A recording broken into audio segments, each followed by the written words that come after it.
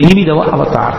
ఇక 9వ అవతారం శ్రీకృష్ణ పరమాత్మ యొక్క అవతారం, పరిపూర్ణావతారము అంటారు. దశావతారాలలో నిజానికి చాలా గొప్ప అవతారంగా ప్రస్తుతింపబడినటువంటి అవతారం ఏది అంటే శ్రీకృష్ణ అవతారమే. ఎందుచేత అంటే అవతారములన్నీ ఒకెత్తైతే అవతారములన్నిటిలోకి గొప్పదిగా ఏది స్తుతింపబడుతుంది అంటే పరిపూర్ణావతారమే ప్రస్తుతి చేయబడుతుంది. ఎందుచేత అన్నదానికి నేను మీతో మనవి చేశాను. పరిపూర్ణావతారమునందు సమస్తము కూడా లీనమవుతాయి. ఆ అవతారంలోకి అన్నీ కృష్ణ పరమాత్మలోకి వెళ్ళిపోతాయి. అందుకే అన్ని మాటలు విశ్వరూపం చూపిస్తారు. అసలు కృష్ణ పరమాత్మ యొక్క ఆవిర్భావమే చాలా ఆశ్చర్యకరం. మిగిలిన అవతారాలలో పుట్టిన తరువాత లీలలు ఉంటాయి, కానీ శ్రీకృష్ణ పరమాత్మ అవతారంలో అసలు ఆయన పుట్టడమే ఒక లీల. లీల అన్న మాటని కొంచెం జాగ్రత్తగా అర్థం చేసుకోవాలి. లీల అంటే కర్మ చేయడం వల్ల వచ్చినటువంటి ఫలితాన్ని అనుభవించడం కోసం వచ్చినటువంటి ఒక సంఘటన కాదు. పరమేశ్వరుడు తనంత తాను కల్పించుకుని లోకానికి ఒక పాఠం నేర్పడం కోసమని చేసినటువంటి క్రియ. అంటే మీకు నేను ఒక ఉదాహరణ చెప్పాలి అంటే, నేను ఇవాళ మీ ముందు ఇలా మెళ్ళో పూలదండ వేసుకుని కూర్చోవడానికి శాస్త్రంలో గతంలో నేను చేసిన కర్మ ఏదో ఫలితంగా ఉంటుంది. కాబట్టి నాకు ఇవాళ ఈ విషయం మీద ప్రసంగించడానికి పరమేశ్వరుడు ఒక అధికారం ఇస్తాడు. అలా ఇప్పుడు కోటేశ్వరరావు గారు లీల చేశారండి అనకూడదు. లీల ఉండదు. గతంలో చేసుకున్న పాపపుణ్యములను బట్టి నేను ఇప్పుడు ఈ పని చేస్తున్నాను. నాకు ఏదో మోకాలు నిప్పెట్టింది అనుకోండి, గతంలో ఎప్పుడో ఏదో చేసిన పాపం ఉంది, దానికి పరమేశ్వరుడు ఇప్పుడు మోకాలు నిప్పెట్టేటట్టుగా చేసి ఆ పాపాన్ని తీసేస్తాడు. అంతేగాని నాకు మోకాలు నిప్పి రావడం లీల అనకూడదు. అవి నేను గతంలో చేసుకున్న కర్మల యొక్క ఫలితాలు. పాపము కానీ పుణ్యము కానీ అనుభవంలోకి వస్తుంది, సుఖ దుఃఖములుగా వస్తుంది. నేను పుట్టడం కర్మ. నేను ఒక మనుష్యునిగా పుట్టాను అంటే గత జన్మలో చేసుకున్న కర్మను అనుసరించి పరమేశ్వరుడు నాకు మనుష్య జన్మనిస్తాడు. భగవంతుడు పుట్టడం కర్మ కాదు, లీల. ఎందుచేత అంటే లోకోద్ధరణ కొరకు శరీరమును తీసుకోవలసిన అవసరం లేని పరమాత్మ శరీరాన్ని స్వీకరిస్తాడు. ఆయన కృష్ణ పరమాత్మ యొక్క జననమే ఒక లీల. ఎందుచేత అంటే రామావతారంలో ఆయన ఎక్కడ చతుర్భుజుడై శంఖచక్ర గదా పద్మములతో కనపడలేదు పుట్టినప్పుడు. కానీ కృష్ణావతారంలో అలా కాదు. అసలు గర్భస్థమైనటువంటి కృష్ణ పరమాత్మని స్తోత్రం చేయడానికి దేవతలందరూ వెళ్ళారు. పైగా అసలు కృష్ణ పరమాత్మ పుడుతున్నాడన్న విషయం, ఆ 8వ గర్భానికి కంసుడు చచ్చిపోతాడన్న విషయం 8 గర్భాల ముందు లోక విదితం. కంసుడు అక్కర్లేని పనిని ఒకదాన్ని స్వీకరించాడు. దేవకీదేవికి వసుదేవుడితో వివాహమై వాళ్ళిద్దరూ బయలుదేరినప్పుడు తగుదునమ్మా అని చెల్లెలి మీద ప్రేమతో రథానికి సారథ్యం చేస్తానని పగ్గాలు పట్టుకుని బయలుదేరాడు. రథం వెళ్ళిపోతోంది. అశరీరవాణి పలికింది, ఒరే నువ్వు ఎంతో సంతోషంగా ఈమెని తీసుకెడుతున్నావు, కానీ ఈమె యొక్క కడుపున 8వ వాడుగా ఎవడు జన్మిస్తాడో వాడి చేతిలో నువ్వు మరణిస్తావు.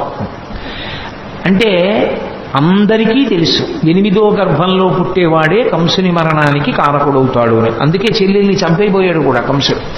సరే, కథ నడిచింది. తర్వాత 8వ గర్భం కదా అన్నాడు. ఆ మహానుభావుడు వసుదేవుడు ఆ కంసుణ్ణి కొంతవరకు ఉపశాంతి వహించేటట్టు చేశాడు. వెళ్ళారు. మొట్టమొదటి కొడుకు పుట్టాడు. బావా, మొదటి కొడుకు నన్ను చంపేవాడు కాదు కదా, 8వ కొడుకు కదా, మొదటి కొడుకుని చంపానన్న అపఖ్యాతి నాకెందుకు, 8వ వాడు పుట్టినప్పుడు తీసుకురా బావా, నువ్వు మాట తప్పేవాడివి కాదులే అన్నాడు. 1 2 3 4 5 6 బిడ్డల్ని ఇచ్చేశాడు. 7వ వాడు గర్భ సంకర్షణమై బలరాముడిగా పుట్టాడు. ఈ 6 పిల్లల్ని తిరిగి ఇచ్చిన తర్వాత నారదుడు వచ్చి, ఏమనుకుంటున్నావో పిచ్చివాడా, వీళ్ళందరూ దేవతాంశ సంభూతులే, నిన్ను చంపడానికి పుట్టిన వాళ్లే అన్నాడు. అయ్య బాబోయ్ అలాగా అన్నాడు. మళ్ళీ 6 పిల్లల్ని పిలిపించి చంపించాడు. 7వ వాడు సంకర్షణుడై రోహిణీదేవికి జన్మించాడు. ఇక 8వ గర్భంలో పుట్టేటటువంటి వాడు తనని చంపేవాడే అన్న విషయం కంసుడికి అతి విశ్వసనీయంగా తెలుసు. కాబట్టి అది భగవదంశ అన్న విషయం కూడా స్పష్టంగా తెలుసు. ఎందుకంటే నిన్ను చంపడానికి శ్రీమన్నారాయణుడే ఆవిర్భవిస్తున్నాడు అని నారద మహర్షి చెప్పేశారు. కాబట్టి రాక్షసుడైన కంసుడు ఎంత జాగ్రత్త తీసుకున్నాడంటే, రాక్షసత్వము అన్న మాటకు అర్థం ఏమిటో అక్కడ అర్థమవుతుంది. అసలు అంత జాగ్రత్త తీసుకున్నాడు. లోపల సూతికా గృహం నిర్బంధం, దేవకీదేవిని స్వేచ్ఛగా ఉంచాడు. వసుదేవుడి కాళ్ళుకి చేతులకి బంధనాలు వేశాడు. ఎదురుగుండా భార్య ప్రసవం, ఆమె ఎంత బాధపడుతున్నా భర్త లేచి కనీసం గుక్కెడు మంచినీళ్లు కూడా ఇవ్వలేడు. కాబట్టి కాళ్ళకి చేతులకి బంధనాలు వేశాడు. అక్కడ నుంచి చూస్తే సూతికా గృహం ఇక్కడ వరకు కనపడాలి, అలా ఏర్పాటు చేశాడు. విచ్చుకత్తులు పట్టుకుని తిరుగుతూనే ఉండాలి. 8వ గర్భం పుట్టగానే ఏడుపు వినబడగానే పిల్లాన్ని చంపేయాలి. అది కూడా ఎంత భయంకరంగా చంపేవాడంటే పిల్లల కాళ్ళు పట్టుకుని గిరగిరా తిప్పి బండకేసి కొట్టేవాడు. కాబట్టి పిల్లవాడు ఏడవగానే నాకు తెలియాలి. అసలు పడుకునేవాడు కాదు, నిద్రపోయేవాడు కాదు, ఏది చేస్తున్నా సరే 8వ గర్భం వచ్చేస్తోంది అదే బెంగ. ఇంత బెంగ పెట్టుకున్నప్పుడు శ్రావణ మాసంలో అష్టమి తిథి నాడు అర్ధరాత్రి కటిక చీకట్లో కారాగారంలో లోకాలన్నింటినీ పరిపాలింపవలసినటువంటి పరమాత్మ, ఆయనకి తెలియదు ఎవడెంత జాగ్రత్త తీసుకున్నా ఆయన మాయందు ఎవరు దాటి యువతలకి రాగలిగిన వాడు మమ మాయా దురత్యయ అంటాడు. ఒక్కసారి ఆ మాయనంతటినీ కమ్మాడు. ఎక్కడి వాళ్ళక్కడ గాఢ నిద్రలోకి వెళ్ళిపోయారు. దేవకీ వసుదేవులు తప్ప ఎవ్వరూ లేదు.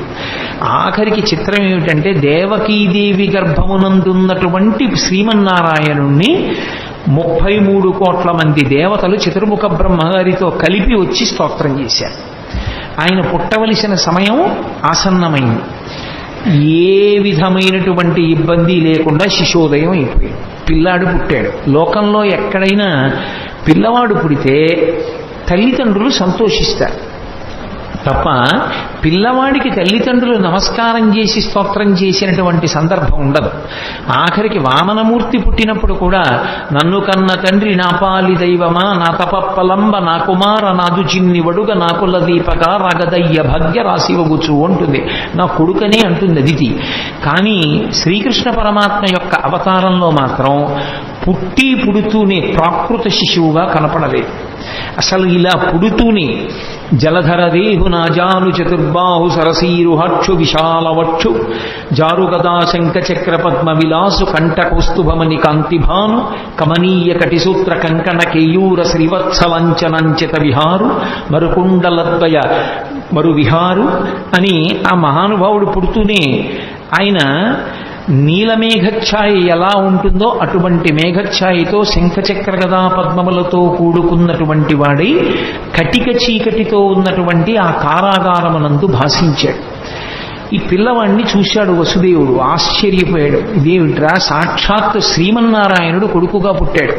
బాలు పూర్ణేందు రుచిజాలు భక్త లోకపాలు సుగుణాలవాలు కృపావిశాలు చూచి తిలకించి పులకించి చోద్యమంది ఉబ్బి చెలరేగి వసుదేవుడు ఉత్సహించి అన్నారు పోతన గారు. బాలు పూర్ణేందు రుచిజాలు భక్త లోకపాలు, భక్తుల్ని లోకాల్ని పరిపాలించగలిగినటువంటి పరమాత్మ చిన్న పిల్లవాడిగా శంఖచక్ర గదాపద్మములతోటి శ్రీమన్నారాయణుడిగా ఆవిర్భవిస్తే వసుదేవుడు ఆశ్చర్యపోయి ఆ పిల్లవాడిని పట్టుకుని స్తోత్రం చేశాడు. సర్వము నీలోనిదిగా సర్వాత్మడమాత్మమత్తు సంపన్నుడవై సర్వమయుడుగు నీకును సర్వేశ్వర లీవులోను సంధులు వెలయన్నన్నాడు. ఈశ్వర, ఈ సమస్తము నీ చేత నిండి నిబిడీకృతమైపోయింది, అటువంటి వాడివి మా కోసం నువ్వు కొడుకుగా పుట్టావా అని స్తోత్రం చేశాడు. దేవకీదేవి స్తోత్రం చేసింది. అసలు ఆ స్వరూపం ఎంత మంగళప్రదంగా ఉంటుందో చూపించారు పోతన గారు. జలధరదేహు అంటూ ప్రారంభించారు. జలధరదేహు అంటే మేఘము వంటి శరీరం ఉన్నవాడు అని. మేఘమునకు 2 లక్షణాలు ఉంటాయి, ఒకటి కాంతి, ఒకటి చల్లతనం. ఆ నలుపు ఏదో బొగ్గు నలుపులా ఉండదు, దానిలో విశేషమైనటువంటి కాంతి ఉంటుంది. కాంతి ఉంది కదా అని వెచ్చతనం ఉండదు, చల్లతనం ఉంటుంది. ఆయన యందు 2 ఉన్నాయి. ఒకటి కాంతి భా, అదే ఆచార్యతత్వమై కృష్ణం వందే జగద్గురుం అయింది. రెండవది చల్లతనం, అదే భక్తుల్ని పరిపాలించేటటువంటి గుణంగా ప్రకాశించింది. అందుకే శ్రీకృష్ణ పరమాత్మ పాండవులని ఆదుకోవడానికి పడినటువంటి కష్టాలు అన్నీ ఇన్నీకో, అన్ని కష్టాలు పడ్డాడు మహానుభావుడు. జలధరదేహు నాజాను చతుర్బాహు సరసీరుహక్షు విశాలవక్షు జారు గదా శంఖ చక్ర పద్మ విలాసు కంఠ కౌస్తుభమణి కాంతిభాను కమనీయ కటిసూత్ర కంకణ కేయూర శ్రీవత్సలంచనంచిత విహారు మరుకుండల ప్రభాయుత కుండల లలాటు వైఢూర్య మణిగణ వరకిరీటు బాలు పూర్ణేందు రుచిజాలు భక్త లోకపాలు సుగుణాలవాలు కృపావిశాలు చూచి తిలకించి పులకించి చూజ్యమంది ఉబ్బి చెలరేగి వసుదేవుడు ఉత్సహించే అని ఆ చిన్ని కృష్ణుణ్ణి చూసినటువంటి వసుదేవుడు పరమ సంతోషాన్ని పొందాడు. దేవకీదేవి అంత ఆనందాన్ని పొందింది. వాళ్ళకి కొడుకుగా పుట్టినటువంటి కృష్ణ పరమాత్మ దేవకీ వసుదేవులతో చెప్పాడు, నేను ఇది 3వసారి మీ కడుపున పుట్టడం. ఏ తల్లిదండ్రులు కన్నారో ఆ తల్లిదండ్రులకు తెలియదు. ఏ పిల్లవాడు పుట్టాడో ఆయన తల్లిదండ్రులతో చెప్తున్నాడు. ఇది లోకంలో ఎక్కడా జరగదు. అంత విచిత్రమైనటువంటి లీల. తల్లిదండ్రులు ఎక్కడైనా మా కొడుకని వాళ్ళకి తెలుస్తుంది. పిల్లవాడికి నేను వీళ్ళ బిడ్డన్నన్న విషయం కూడా వాడికి తెలియదు. వాడిని నిజంగా పొత్తిళ్లలోనే ఇంకోళ్ళు తీసుకెళ్లి పెంచారనుకోండి, ఎవరు పెంచారో వాళ్ళే తల్లిదండ్రులు అనుకుంటాడు వాడు. అటువంటిది ఈ చిన్ని కృష్ణుడు దేవకీ వసుదేవులకు చెప్పాడు. ఎందుకని పరమాత్మ స్వరూపం గనక. నేను 3వసారి మీ కడుపున పుట్టాను. ఒకసారి ఈయన పేరు కృష్ణి, నీ పేరు కృష్ణి దేవకీదేవి, ఆయన పేరు సుతపుడు వసుదేవుడు. మీ ఇద్దరు నా గురించి 12,000 దివ్య సంవత్సరములు తపస్సు చేశారు. నేను మీకు ప్రత్యక్షం అయ్యాను. ఏం కావాలని అడిగాను. నీలాంటి కొడుకు కావాలన్నారు. మీరు మోక్షం అడగలేదు. నాలాంటి కొడుకు నేను తప్ప ఇంకొకడు లేడు. అందుకని నేనే మీ కడుపున 3 మార్లు పుడతానని వరమిచ్చాను. ఆ జన్మలో మీకు కృష్ణి గర్భుడు అన్న పేరుతో పుట్టాను. వేరొకసారి మీరు మరిచిపోయినా నేను మర్చిపోలేదు. మీరు కశ్యప ప్రజాపతి అదితిగా ఉండగా వామనమూర్తిగా పుట్టాను. 3వ మాట ఇదే చిట్ట చివరిసారి మీ కడుపున నేను పుట్టడం. ఇది 3వసారి పుట్టాను. ఈ జన్మలో నా పేరు శ్రీకృష్ణుడు అని పిలుస్తారు. మీరిద్దరూ దేవకీ వసుదేవులని పిలవబడ్డారు. ఈ 3వ జన్మలో నేను శ్రీకృష్ణ పరమాత్మగా మీ కడుపున ఆవిర్భవించినప్పుడు చేసినటువంటి లీలల్ని మీరు నిరంతరం స్మరించిన కారణం చేత మీ మనసుని పట్టినటువంటి పాపరాశి ధ్వంసమై ఇక మళ్లీ పుట్టవలసిన అవసరం లేని పునరావృత్తి రహిత శాశ్వతమైనటువంటి శివ సాయుధ్య స్థితిని మోక్ష రూపంలో మీరు పొందుతారు. కాబట్టి నా లీలను స్మరించడమే మీకు ఉత్తమోత్తమైనటువంటి లక్షణం అన్నాడు. పరమాత్మ ఆ జన్మలో వాళ్ళకి పిల్లాడిగా పుట్టి కూడా నేను మీ దగ్గర పెరగను. ఓ వసుదేవా, నువ్వు నన్ను తీసుకుని తల మీద పెట్టుకో. తెలుగు భాగవతంలో అయితే ఆంధ్ర భాగవతంలో గుండెల మీద పెట్టుకున్నాడు అని. నన్ను తీసుకుని ఈ అంతఃపురం నుంచి బయటికి వెళ్ళిపో. రాజ్యానికి సరిహద్దులో యమునా నది ప్రవహిస్తోంది మధురా నగరం దగ్గర. ఆ యమునా నది త్రోవ ఇస్తుంది. దాటి నందవ్రజానికి చేరుకో. నందవ్రజంలో ఇదే సమయానికి యోగమాయ పుట్టింది. అందుకే నారాయణ నారాయణి అన్నా చెల్లెళ్ళు పార్వతీదేవి శ్రీ మహావిష్ణువు. యోగమాయ పుట్టి ఉన్నది. నన్ను తీసుకెళ్లి అక్కడ పడుకోబెట్టి ఆ ఆడపిల్లని తీసుకెళ్లి మళ్ళీ వెనక్కి వచ్చేసిన తరువాత మళ్లీ నువ్వు అంతఃపురంలోకి వచ్చి కాళ్ళకి చేతులకి సంకెళ్ళు పడిపోయి యథాస్థితిని పొందిన తరువాత ఆడపిల్ల ఏడుస్తుంది. ఏడిచిన తరువాత కంసుడు లేస్తాడు. కాబట్టి నన్ను తీసుకెళ్లి నందవ్రజంలో విడిచిపెట్టాయి అన్నాడు. సరేనన్నాడు. ఆ పిల్లవాడిని తీసుకున్నాడు. బయటికి బయలుదేరాడు. ఆశౌరికి తెరవెసగెను ప్రకాశోత్తత తుంగ భంగ కలిత ధరాసాకాశయగు యమున మును సీతేశునకు పయోధి త్రోవ ఇచ్చిన భంగిన్నన్నారు పోతన గారు. సముద్రం ఎలా రామచంద్రమూర్తికి దారిచ్చేసిందో అలా యమునా నది కూడా దారిచ్చేసింది. ఎవరికి? కృష్ణ పరమాత్మని తల మీద పెట్టుకున్నటువంటి వసుదేవుడికి. అందుకే రామచంద్రమూర్తికి ఎక్కువ సంబంధం గోదావరి సరయూ నది. కృష్ణ పరమాత్మకి ఆద్యంతము సంబంధము యమునా నది. యమునా నదితో ఆయనకి సంబంధం ఉండడానికి కారణం ఒక్కటే. యముడు యమున వీళ్ళిద్దరూ అన్న చెల్లి. వీళ్ళిద్దరూ సూర్య భగవానుడి యొక్క బిడ్డలు. యమున ముందుకు నడిచి వెళ్ళిపోతూ ఉంటుంది. కాలము వెనక్కి రాదు. గంగ అలా కాదు. గంగ ముందుకు వెళ్ళి వెనక్కి వెడుతుంది. కాశీలో దక్షిణానికి వెడుతున్న గంగ మళ్ళీ వెనక్కి తిరిగి ఉత్తరానికి వెళ్ళింది. గంగ దక్షిణానికి వెళ్ళింది అంటే జనన మరణ శోక సంసార స్వరూపం. ఉత్తరానికి తిరగడం అంటే మృత్యువులను పోగొట్టగలిగినటువంటి పరమేశ్వర స్థానాన్ని, కైలాసాన్ని చూడడం. అక్కడ తిరిగింది కాబట్టి ఉత్తరానికి కాశీపట్టణంలో ప్రవహించేటటువంటి గంగకి ఒక ప్రత్యేకమైనటువంటి ప్రాముఖ్యత ఏర్పడింది. అందుకే కాశీగంగా అంటూ ఉంటారు. యమున అలా కాదు, ముందుకే వెడుతుంది. అందుకే యమున కాలస్వరూపం. యమునని దాటలేరెవరు. కాలాన్ని దాటడం ఎవరికి సాధ్యం కాదు. కాలమును దాటేశాడు అంటే ఇక పుట్టడు అని గుర్తు, మోక్షాన్ని పొందాడు అని. కాలమునందు పడిపోయి మళ్ళీ కాలమునందు పుడుతూ ఉంటాడు. పునరపి జననం పునరపి మరణం పునరపి జననీ జఠరేశయనం. కానీ ఎవరు కృష్ణ పరమాత్మని తలయందు ధరిస్తారో వారు మాత్రము కాలము దారిచ్చేస్తుంది. అంటే ఇక వాళ్ళు పుట్టవలసిన అవసరం ఉండదు. అందుకే రాసలీల కూడా ఎక్కడ చేస్తాడు అంటే యమునా నది ఒడ్డునే చేస్తాడు. రాసలీల అంటే ఏదో ఒళ్ళు కొవ్వెక్కి ఆడవాళ్లతో కలిసి ఆడినటువంటి క్రీడ కాదది. రాసలీల అంటే ఎంతమంది జీవులు తరించడానికి సిద్ధంగా ఉన్నారో, ఎంతమంది ఆ భక్తి పరిపక్వతని పొందారో అంతమంది పరమాత్మ యొక్క బ్రహ్మానందాన్ని అనుభవించేటటువంటి స్థితిని భాగవతంలో రాసలీలా ఘట్టంగా తీసుకొచ్చారు. అందుకే అంగనామంగనా మంతరే మాధవం అంటాడు లీలాశుకుడు. ఇటు పక్కన ఒక అంగన ఇటు పక్కన ఒక అంగన ఉంటే మధ్యలో కృష్ణుడు ఉంటాడు.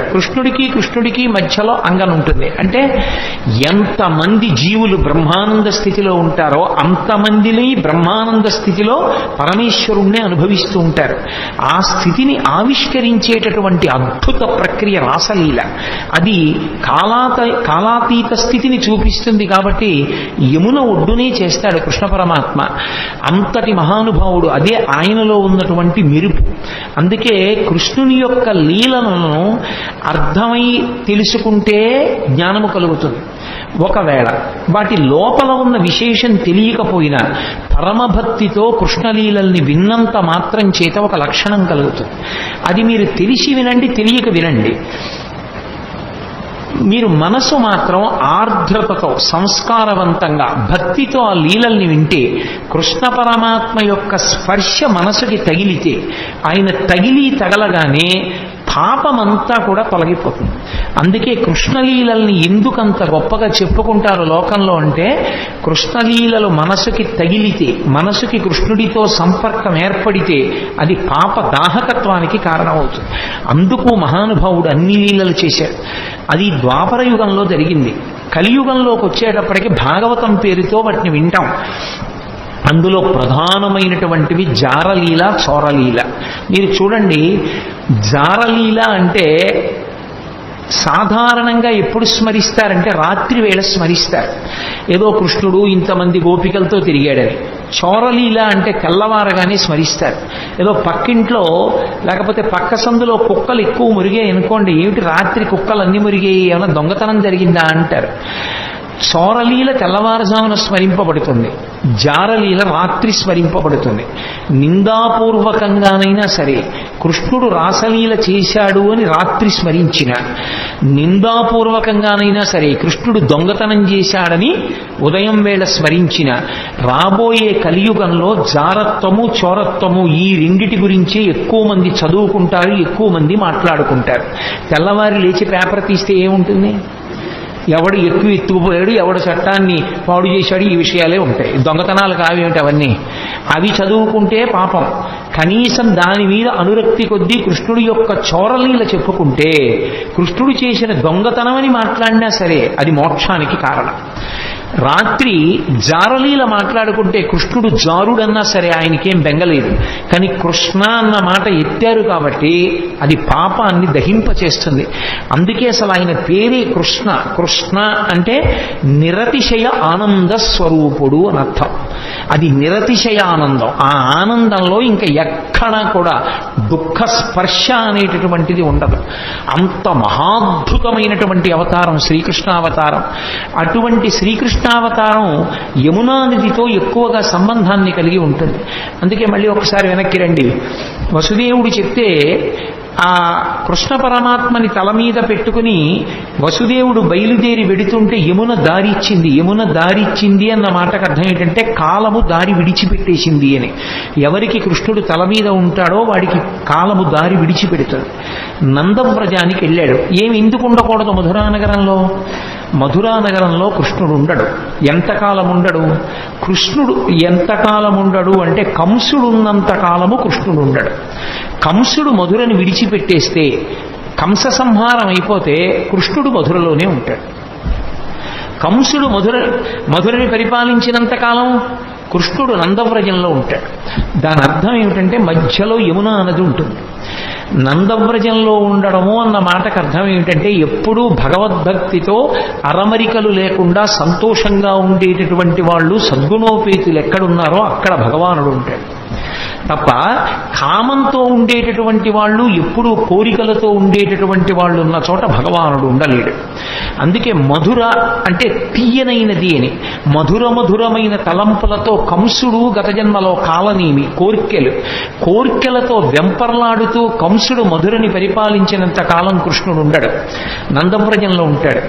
కంస సంహారం అయిపోతే అదే కృష్ణుడి చేతిలో కంసుడు మడిసిపోతే మధురానగరంలో ఉండిపోతాడు.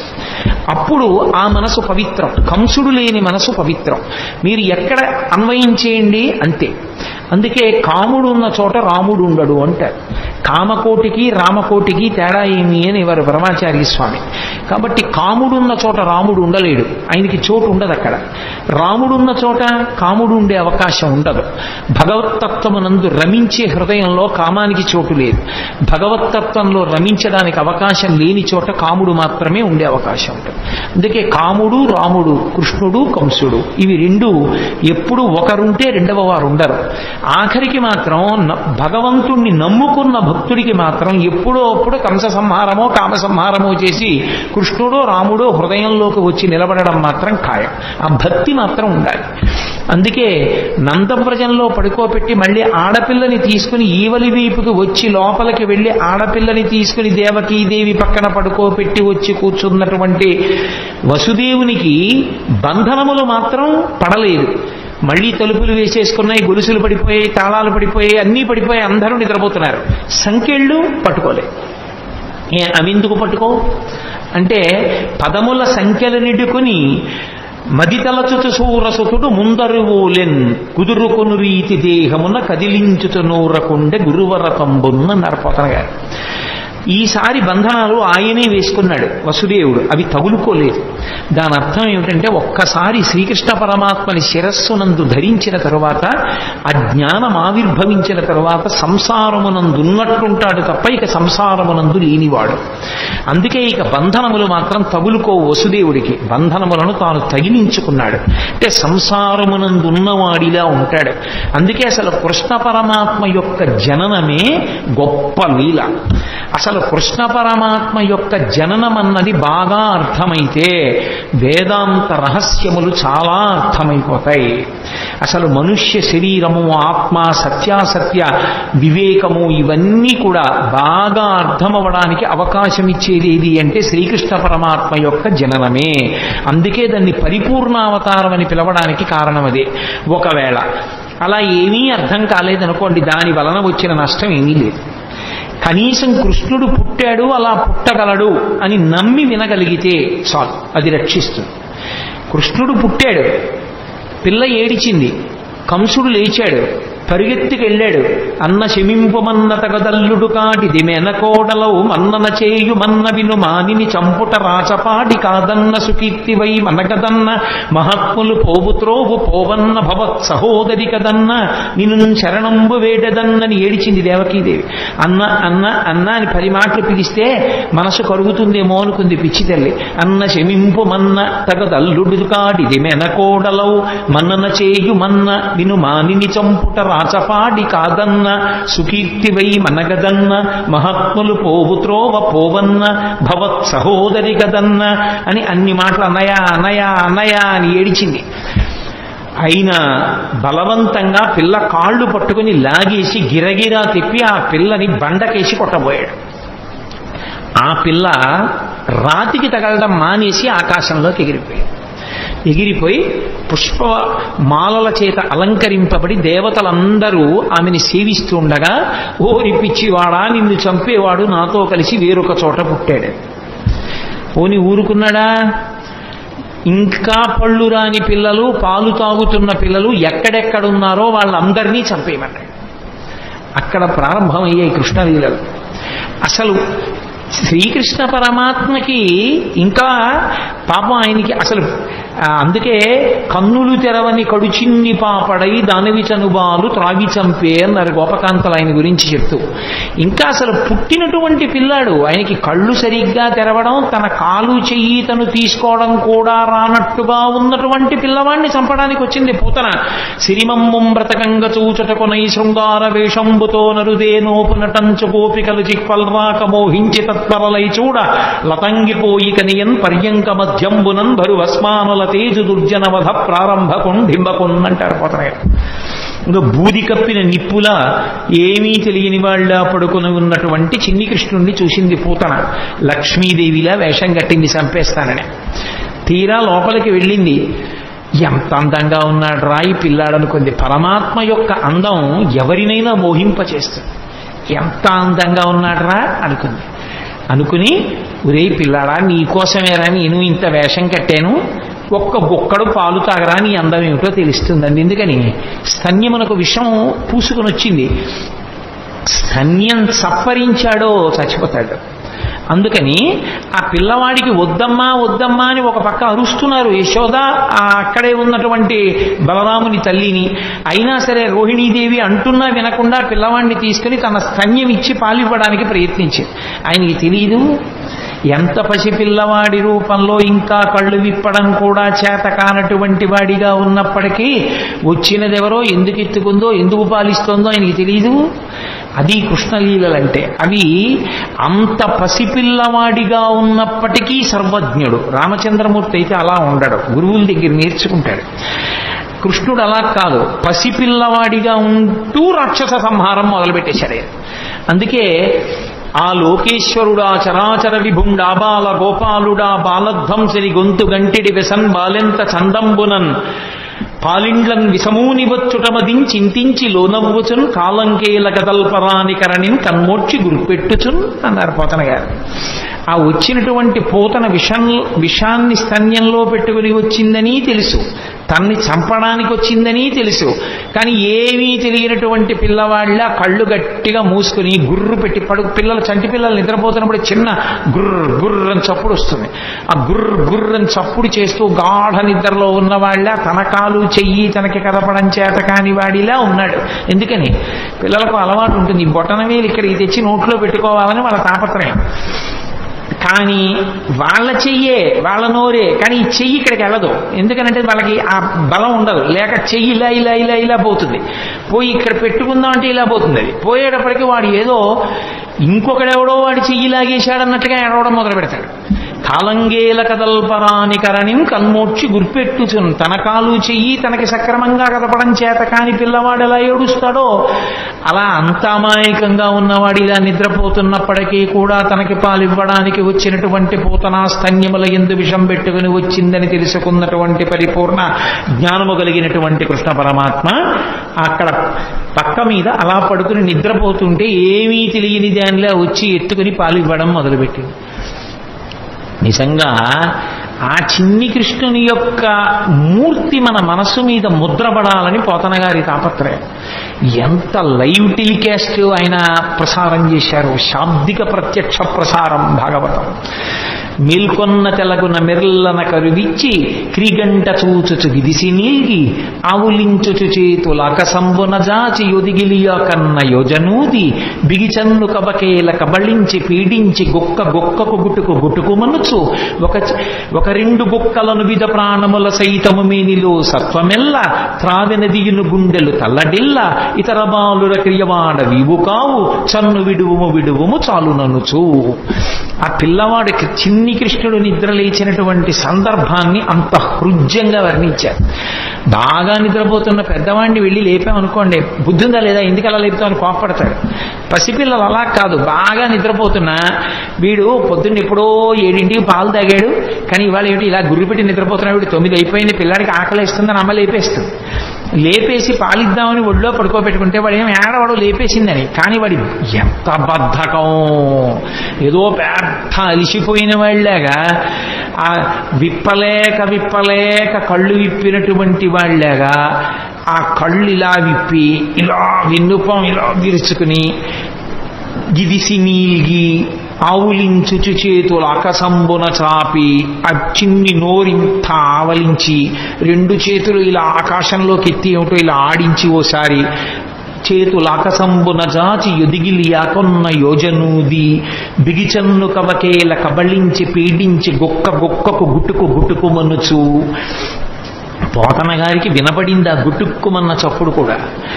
ఆ స్తన్యాన్ని ఆ చిన్ని పూల పొట్లం లాంటి చేత్తో పట్టుకుని గుట్టుక్కుమంటూ 2 గుక్కలు తాగాడు అంతే.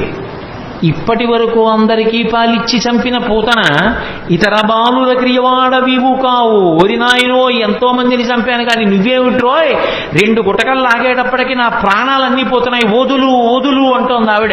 గుక్కకు గుట్టుకు మనుచు ఒక 2 గుక్కల నువిధ ప్రాణముల సైతము మేనిలో సత్వమెల్ల త్రావె నదియును గుండెలు తల్లడిల్ల ఇతర బాలుల క్రియవాడవివు కాదు, చన్ను విడువుము చాలు ననొచ్చు. చాలు వదిలేరా అని ఆవిడంటుంది. పట్టి విడవరాదు నా చెయ్యి అని ఆయన వదిలిపెడతాడా? ఆయన విడిచిపెట్టలేదు. ఆఖరికి ఆ శరీరం 13 కిలోమీటర్ల దూరం పడిపోయింది పోతన. అవి బాల్య లీలలంటే కృష్ణుని యొక్క లీలలు అంత అద్భుతంగా ఉంటాయి. ఏమీ ఎరగని వాళ్ళ పూతన శరీరం మీద పడి ఏడుస్తూ ఆడుకుంటున్నాడు. పాపం 13 కిలోమీటర్ల శరీరం దాని మీద ఎక్కి పెరిగెత్తింది ఆ పిచ్చి తల్లి యశోదాదేవి. ఆ గోపాల బాలురు గోపకాంతలు ఇంతమంది వెతికారు. నీలంగూలిన మీటి పెన్నురముపై నిర్భీతి క్రీడించు ఓ బాలారమ్మని మూపు చేర్చుకొని సంస్పర్శించి ఆరార్చుచున్ గోలాంగూలము తిప్పి గోరదములంజల్లించి గోమూత్రముంజల్లి తద్బాలాంగంబుల గోమయంబలదిరా 12 నామంబులన్. ఎక్కడ పిల్లవాడు బెంగ పెట్టేసుకున్నాడో, ఎక్కడ భయపడిపోయాడో, ఇంత పెద్ద శరీరం మీద పడిపోయాడని పాపం ఆ పిచ్చి తల్లి యశోద గోపకాంతలో ఆయన్ని పగపగబా తీసుకెళ్లి ఓ ఆవు దగ్గరికి తీసుకెళ్లి దాని వెనకాతల కూర్చోబెట్టి తోక దాని ఆయన చుట్టూ తిప్పి ఆ పేడ తీసుకొచ్చి ఆవు మూత్రం తీసుకొచ్చి ఆయన 12 అవయవాల మీద పెట్టి ఏదో శిరస్సును కేశవుడు రక్షించుగాక, హృదయమును గోవిందుడు రక్షించుగాక, మోకాళ్లను అదోక్షజుడు రక్షించుగాక, ఆయన 12 నామాలతోటే ఆయనకి రక్ష పెట్టారు. ఏమీ తెలియని వాళ్ళలాగా నిజంగా అమాయకంగా ఉన్న వాళ్ళలాగే ఆయన అమ్మతోటి అంతరక్ష పెట్టించుకున్నాడు. చిత్రం ఏమిటంటే 2 గుక్కలు తాగినందుకు గాను ఆ వసుదేవుడు మధురానగరం నుంచి తిరిగొస్తూ ఇంత పెద్ద శరీరం అడ్డంగా పడిపోయింది ఏమిటని పెద్ద కట్టె పుల్లలు ఇంధనాలు తీసుకొచ్చి దాని మీద పడేసి అగ్నిహోత్ర సంస్కారం చేసి వాసన వస్తుందని ఉత్తరీయ ముక్కుకు అడ్డం పెట్టుకుని వెళ్ళిపోతున్నారు. రగిలి పొగులు మగువ దేహము నుండి అగరు పరిమళముల పగలు వెడలే దేహకల్మషములు శ్రీహరిముఖమున త్రామబడుట చేసి భూవరేణ్య అంటారు పోతన గారు. 2 గుక్కలలో నేను నాది అన్న అహంకార మమకారాలన్నీ తాగేశాడు కాబట్టి ఆమె శరీరమునందు ఏ కల్మషం లేదు. అందుకే ఆమె శరీరం కాలిపోతుంటే అగరవత్తులు కాలిపోతున్న సువాసనలు వచ్చాయి. కన్న తల్లి ఏ స్థితి పొందుతుందో అటువంటి స్థితి పూతన పొందేసింది. దీని లోపల ఉన్నటువంటి తత్వం అర్థం అవ్వచ్చు, అర్థం కాకపోవచ్చు. కానీ చిన్ని కృష్ణుడు పాలు తాగి పూతనా సంహారం చేసినటువంటి సందర్భాన్ని వింటున్నప్పుడు మనసు రమించి ఆ చిన్ని కృష్ణుడి మీద హత్తుకుందనుకోండి చాలు. ఆ కృష్ణ పాద స్పర్శ చాలు సమస్త పాపములను తొలగతోస్తుంది. అంత శక్తివంతము. అందుకే అసలు పెద్దవాడైపోయినటువంటి కృష్ణ పరమాత్మ చేసినటువంటి లీలల గురించి చెప్పుకున్న కన్నా శ్రీకృష్ణుని యొక్క బాల్యలీలల గురించి చెప్పుకున్నట్టుగా చెప్పుకోరు పెద్దవాడి లీలలు. ఎందుచేత అంటే పెద్దవాడైపోయిన కృష్ణుని యొక్క లీలలు చాలా గంభీరంగా ఉంటాయి.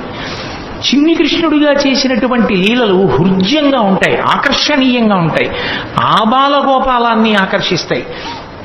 అందుకే వ్యాసుల వారు ఎంత అనుభవించారో, పోతన గారు ఎంత అనుభవించారో, మధుసూదన సరస్వతి ఎంత అనుభవించారో, లీలాశుకుడు ఎంత అనుభవించాడో, బాల్యలీలలకు ఉన్నంత గొప్ప స్థానం శ్రీకృష్ణ పరమాత్మ యొక్క అవతారంలో నిజానికి పెద్దవాడైపోయినటువంటి కృష్ణుడి యందు లేదని నేను అనను. కానీ మనం కూడా బాలకృష్ణుడి యొక్క మూర్తిని చూస్తే పొందేటటువంటి ఉత్సాహం పెద్ద కృష్ణుని యొక్క మూర్తిని చూస్తే పొందాం. బాలకృష్ణుని యొక్క లీలలు అంత అద్భుతంగా ఉంటాయి. అందుకే ఆ పోతన గారు బాలకృష్ణుడి యొక్క లీలల్ని ఎన్నిటినీ చెప్పారో. బాలురకు పాలు లేవని బాలింతలు మొరలు పెట్ట పకపకన గియా బాలుండాలము చేయుచు ఆలకు గ్రేపులను విడిచనంబోజాక్షి వారిల్లు సొచ్చి కడవల దూరంబుగ నీయి త్రాగితుదనా కడవల్ వీరింట నీసుతుండిడ వారికి వీరికి ని పెద్దవాదయ్య సతీ ఆడంజని మీగడ పెరుగోడక నీసుతుడు త్రావి ఒక ఇంచుకతా కోడలి మూతి కోరింజరిమిన కోడలు ముచ్చనుచు అత్త కొట్టెల తాంగి.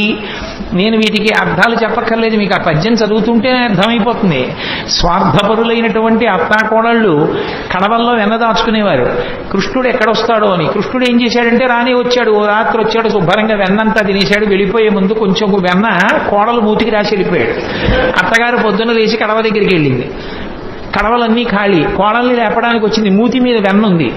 ఆశిముత్సా రాత్రి నేను పడుకున్న తర్వాత వెన్నంతా తినేశావా అని ఆ కోడల్ని పట్టు కొట్టింది. దాచుకున్న వాళ్ళు అలా ఉంటారు. వచ్చిన అతిథుల్ని ఆదరించినటువంటి వాళ్ళు ఎంత అందంగా ఉంటారో, సంసారాలు ఎంత బాగుంటాయో చెప్పడానికి ఒక్కొక్క లీల వెనక మళ్ళీ ఒక్కొక్క తాత్పర్యం. బాలురకు పాలు లేవని బాలింతలు మొరలు పెట్ట పక్క పక్కన గియా బాలుండాలము చేయుచు ఆలకు గ్రేపులను విడిచి అంబోజాక్షి. మా పిల్లలకి పాలు లేకుండా చేసేసాడమ్మా, సాయంకాలం అయ్యేటప్పటికి ఎక్కడి నుంచి వచ్చాడో దూడలన్నీ వదిలేశాడు, ఆవుల దగ్గర పాలన్నీ తాగేశాయి, మా పిల్లలు ఏడుస్తున్నారని కొంతమంది గోపకాంతలు వచ్చి చెప్పారు. ఎన్ని లీలలో పుట్టి పుట్టడు నేడు దొంగిలబోయి వారి ఇల్లు చొచ్చి తా ఉట్టి అందక పీటలు రోలు ప్రోవిడి ఎక్కి చేపెట్టజాలక కుండ కిందొక తూటునరించి మీ పట్టి మీగడపాలు చెరలు పట్టి తాగెతలోదరి. దీనికి అర్థం చెప్పాలని నేను అనుకోవట్లా, అంటాను కానీ మళ్ళీ చెప్తుంటాను. కృష్ణుడు ఇంటికి వెళ్ళాడు, ఆ అత్తా కోడలు ఉట్టి దొరికితే తాగేస్తాడని చెప్పి ఉట్టి కింద ఉంటే ప్రమాదం అని చెప్పి పైన కట్టేశాడు. తీసుకెళ్లేదో చిక్కంలో పెట్టి పైన కట్టారు. రానే వచ్చాడు, చూశాడు, ఓహో ఈ అత్తా కోడలు పైకి కట్టారా ఎలా అనుకున్నాడు. పీటలు రోళ్లు అన్నీ తీసుకొచ్చాడు, అక్కడ వేసాడు, వాటి మీద ఎక్కాడు. ఇలా చేయి పెడదామని చూశాడు, అందలేదు.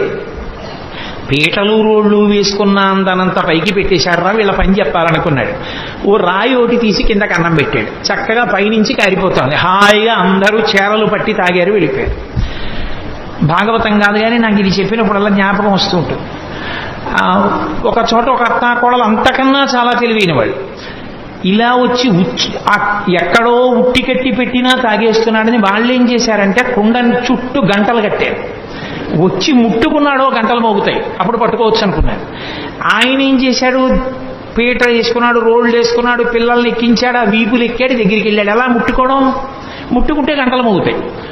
చూశాడు పరాత్పరుడు, ఆయన శాసనానికి ఏది లొంగది. ఓ గంటలలారా మీరు మ్రోగకుడు అన్నాడు. అవి విన్నాయి. చక్కగా వెన్న తీశాడు, పిల్లలందరికీ పెట్టాడు. ముందు వాళ్ళకి పెడితే కానీ తను తిండవు. అందరికీ అందిందా, అందింది. ఇప్పుడు ఆఖరణ తను తీసుకుని ఇలా నోటి దగ్గర పెట్టుకున్నాడు, గంటల కనకన మోగి.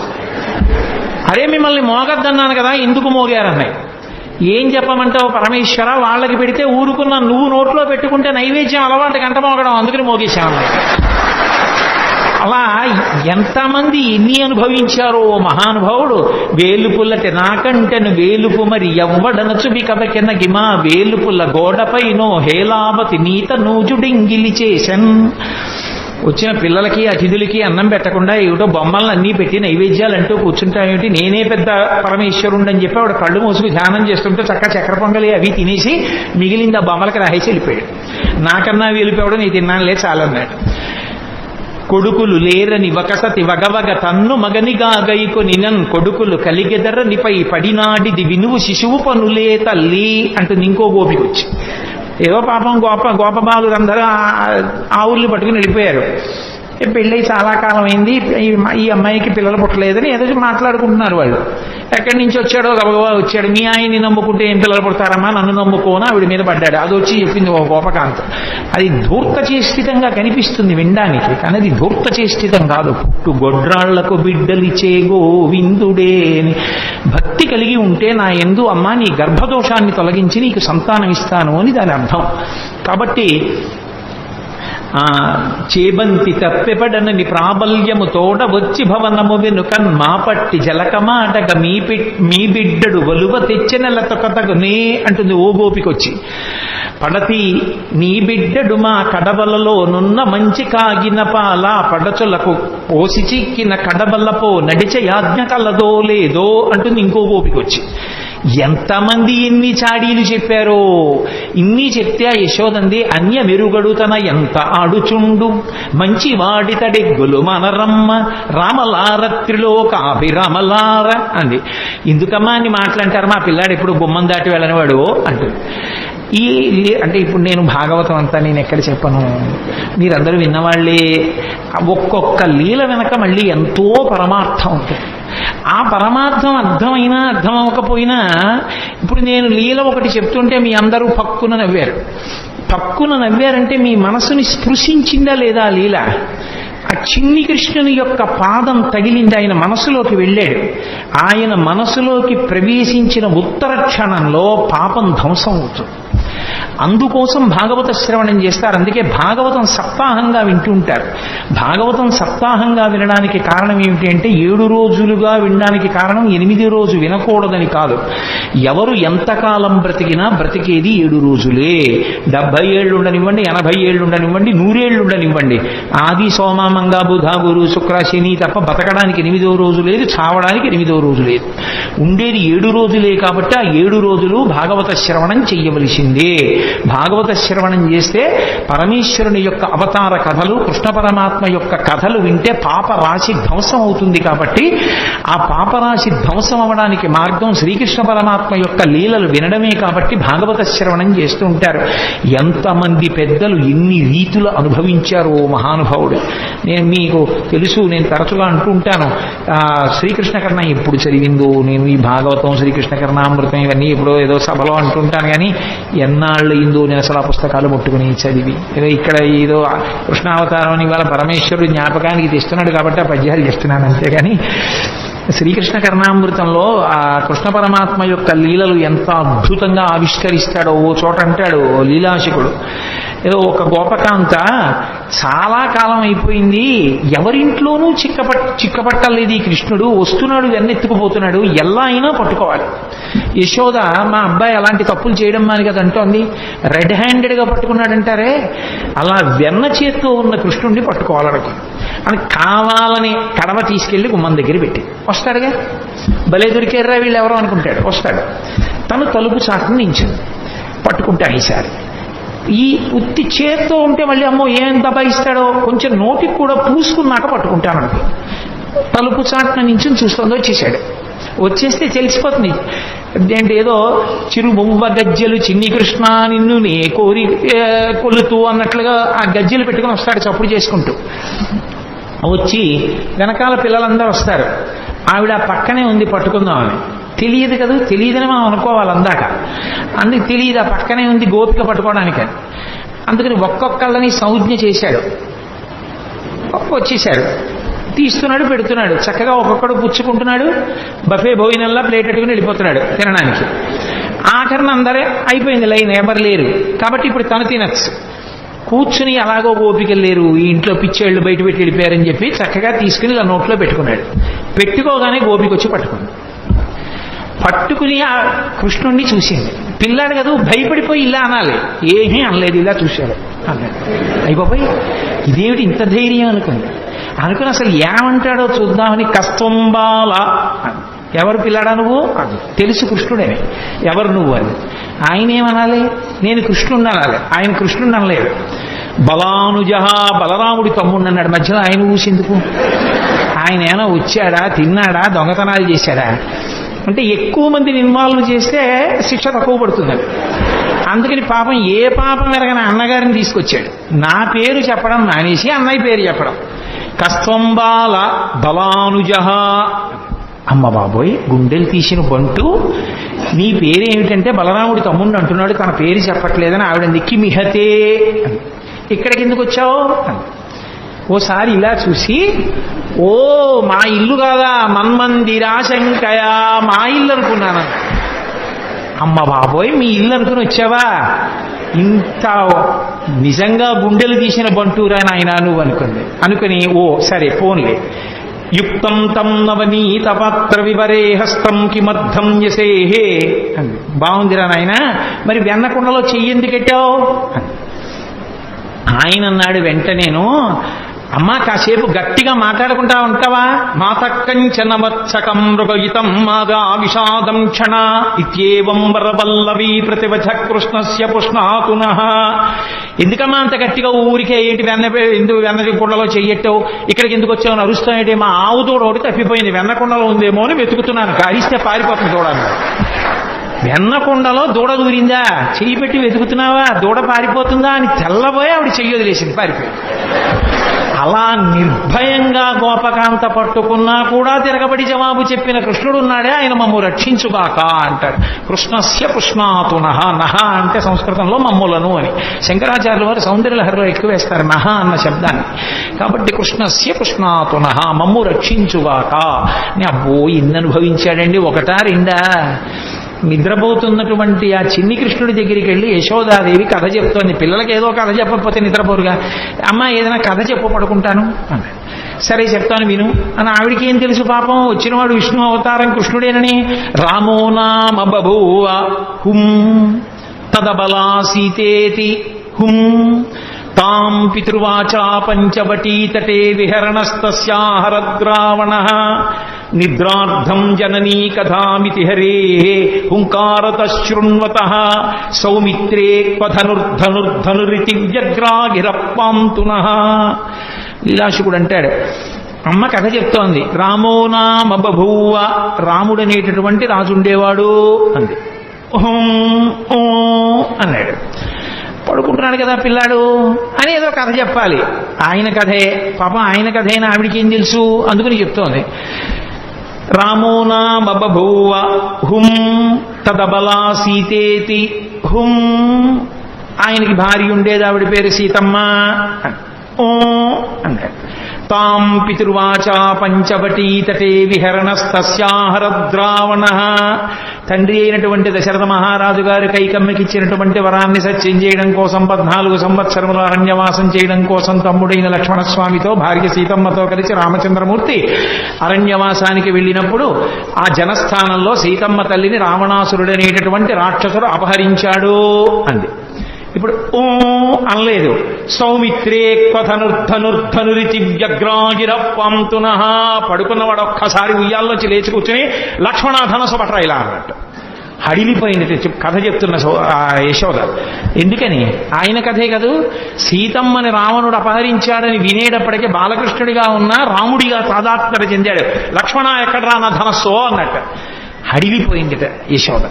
అలా యశోద హడిలిపోయేటట్టు ఉయ్యాల్లో లేచి కూర్చున్న చిన్ని కృష్ణుడు ఉన్నాడే, ఆయన మమ్ము రక్షించుగాక అంటాడు లీలాశకుడు. మధుసూదన సరస్వతి ఎంత అనుభవించారో కృష్ణుడి జుత్తు గురించి చెప్తూ, నువ్వు నలుపు, నీ జుత్తు నలుపు, ఇంత నలుపున్న వాడివి అజ్ఞానం అంత నల్లగా ఉంటుంది కదా, అది ఎలా విచ్చిపోయేటట్టుగా ఉంటావయా అన్నాడు ఆయన. ఎంతమంది ఎన్ని అనుభవించారో ఆ కృష్ణలీలలో. మహాద్భుతం మహానుభావుడు. ఆ లీలలుగానే శకటాసుర సంహారం చేశాడు, తృణావర్త సంహారం చేశాడు. ఆఖరికి అసలు కృష్ణలీలలో మహోత్కృష్టమైనటువంటి లీలగా చెప్తారు. ఆఖరికి సన్యాసాశ్రమంలో ఉన్నవాళ్ళు కూడా తప్పకుండా వింటారు. ఆ ఉలూకల బంధనము అని ఆ పిల్లవాడిని తీసుకెళ్లి ఆ రోటికి కట్టేసినటువంటి సన్నివేశం. ఇప్పుడు నేను అవన్నీ ఆ లీలలన్నీ ఎక్కడ చెప్పడం కుదురుతుంది, కానీ ఏదో అన్నాను కాబట్టి ఒక్క మాట అంటానంతే. కృష్ణావతారం గురించి చెప్తూ నేను దాని గురించి అనకపోతే దోషం అయిపోతుంది. ఎప్పుడు జరిగిన లీలలు అవన్నీ. ఎక్కడో ఆడుకుంటున్నాడు కృష్ణుడు, ఆ పెరుగు చిలుకుతోంది యశోద. సుడిగిచు గిదికుచు వాలుచు సడికొట్టుచు అమ్మ రమ్ముచ నిమ్మనుచున్ వెడబెడ గంతులు వైచుచు కదిసి కడప బాలకొండు కవ్వము పట్టెన్. ఆ చల్ల చేస్తున్నటువంటి యశోద దగ్గరికి వచ్చి పరిగెత్తుకొచ్చి, అమ్మ అమ్మ నాకు పాలిస్తావా, ఇవ్వ ఆకలేసేస్తోందని కవ్వం పట్టుకున్నాడు. కవ్వం పట్టుకుని ఆపగలిగిన శక్తివంతుడని కాదు, అయ్యో చెయ్యి పూల పొట్లంలా ఉంటుందే, కవ్వం పట్టుకుంటే పిల్లాడి చెయ్యి ఎక్కడ ఇబ్బంది పడిపోతుందో అని యశోద చల్ల చిలకడం ఆపేసి. చల్ల చిలకడం ఆపేయగానే సంతోషించాడు, అమ్మ పాలిస్తుందని. గబగబా వచ్చింది, ఒళ్ళో కూర్చోబెట్టుకుంది, పాలిస్తోంది. ఇంతలా పొయ్యి మీద పెట్టిన పాలు పొంగిపోతున్నాయి. కడుపారంజనుబాలు త్రావనిసిసిన్ కంజాక్ష పీఠమ్ముపై నిడి పొంగారెడు పాలు దించటకున ఏగంగ తత్బాలుండెక్కుడు కోపంబున వాటి రాతిదది మొత్తం బంబు పోగొట్టి తెంపడరన్ కుంభములోని వెన్నది నిమిధ్యాసంకులద్భష్పుడై. అమ్మ నాకు ఓ పక్క ఆకలేస్తుంటే పాలు ఇవ్వడం మానేసి సగం పాలు ఇచ్చి నన్ను కిందకి దింపేసి అక్కడికి వెళ్ళి పొయ్యి మీద పాలు పొంగిపోతున్నాయి, వెళ్ళిపోతున్నావా అని కోపం వచ్చేసి పెదిమి అదిరిపోయింది. ఎక్కడ లేని కోపం వచ్చేసింది. కళ్ళు ఇలా నిలిమేసుకున్నాడు, కాటుకంతా ఇలా అంటించేసుకున్నాడు, చేతులకంతా కాటుకు పెట్టేసుకున్నాడు. అమ్మ నాకు కడుపు నిండా పాలు ఇవ్వలేదన్నాడు. అక్కడ ఉన్న రాయి ఒకటి తీశాడు, ఆ చల్ల చేస్తున్న కుండకేసి కొట్టాడు, కుండ బద్దలైపోయింది. ఆ పాలని మజ్జిగంతా కిందకు వచ్చేసింది. ఆ వెన్న ముద్ద ఇలా అరిచేతిలోకి తీసుకున్నాడు. ఆ వెన్న ముద్ద పట్టుకుని అక్కడి నుంచి బయలుదేరి అమ్మ అక్కడ పాలు దింపి వెనక్కి వచ్చి ఎక్కడ తనని పట్టుకుంటుందో అని మెల్లిగా బయటికి వెళ్ళిపోయి ఓ రావులో ఒకటి తిరగేసి ఆ గోడ మీద ఉన్న ఓ కోతికి పెడుతుంటే అమ్మ పాలు దింపిటి వచ్చింది. కుండ బద్దలైపోయింది, వెన్నంతా కింద పడిపోయింది, మజ్జిగంతా కారిపోయింది. అదే నీళ్లల్లా ఓ గుడ్డేసి వత్తడానికి ఉండదు, మజ్జిగ కాలు జారిపోతుంది. మళ్ళీ ఏ పిండో తీసుకొచ్చి వత్తాలి. అదంతా లాలనమున బహుదోషములు లింప్రాపించు తాడనోపాయములన్ చాలా గుణంబులు కలుగును తాడ నంబె బాలు రకులు పంచంబరయన్. ఈ పిల్లాన్ని అల్లరి చేస్తుంటే ఫోన్ లేని ఊరుకుంటుంటే వింటలేదు. ఇవాళ కట్టేస్తాను కొట్టేస్తాను అని ఏడురా వీడని చెప్పి చూసింది. అంత తొందరగా ఏం దొరుకుతాడేమిటి? పెద్ద యుద్ధానికి వెళ్లేదానిలా చీర తీసింది, పైకి కొంగు దోపింది, ఈ కొంగు తీసింది, ఇలా చుట్టూ తిప్పింది, గట్టిగా కట్టుకుంది. ఆ జడ తీసింది, ఇలా చుట్టూ ముడేసుకుంది, పూలు గట్టిగా పెట్టుకుంది, ఆ పవిట తీసింది, గట్టిగా పెట్టుకుంది. ఇక కొడుకుని పట్టుకోవడానికి పరిగెడుతుందనమాట. ఆయన అమ్మ ఎక్కడొస్తుందో అని అనుమానం ఆయనకి ఉంది. ఓ పక్క కోతికి పెడుతున్నాడు కానీ దొంగేడు పేడుస్తూ అమ్మ నువ్వు నాకు కడుపు నిండా పాలు ఇవ్వలేదమ్మా, మధ్యలో వెళ్ళిపోయావమ్మా అంటున్నాడు. వెనక్కి చూసుకుంటున్నాడు. చూశాడు, అమ్మ వచ్చేసిందని చూసి చూడడం ఏమిటి, రోలు మించి దూకేశాడు. స్తంభాదికంబులు తనకు వడ్డంబైన అట్టట్టునని పట్టువని వీని ఈ తప్పు సైరింపు జింక దొంగిల బోధు నేనని ముని ముట్ట నిచ్చువాని కాటుక నెరయంగ కందులు నిలుముచు వెడలు కన్నీటితో వగచువాని ఏ దశ వచ్చునో ఇది ఎని పలుమార్లు సురుగుచు క్రీగంట చుచువాని గుడబారి పట్టుకొని వెర్రపుచు చిన్నిదో వెన్న దొంగ చిక్కెననుచు కొట్ట చేతులాడక పూబోడి కరుణతోడ బాలు కట్టదలచే. అదంతా ఎక్కడ చూసినా స్తంభాలే. ఆ ఇల్లంతా పూర్వకాల పిల్లు కదూ. ఆ స్తంభాల చాటుకి వెళ్ళి దాక్కుంటున్నాడు. ఇటు వస్తే దొరకడు, అటు వస్తే దొరకడు. ఎక్కడ చూసినా స్తంభాలు. ఎట్నుంచి ఏ స్తంభం చాటుకి వెళ్ళిపోతాడో తెలియదు. ఏదో విరాటపర్వంలో తిక్కన గారు అంటారు, ఆ నర్తనశాల ఎక్కడ చూసినా స్తంభాలే. దాంతాకారిత కుంజపుట్య మగన స్తంభావళీ రూపమున్ ప్రాంతాది ప్రవిభాగ భోగ నిలయ ప్రద్వారమున్ దాతరస్వం తత్రాసకరంబునై దురభివేశంబైన యాలోరు నిశ్చితుడై సతికేలు పట్టుకుని చొచ్చన్ భీముడు అత్యుగ్రతన్ అంటారు.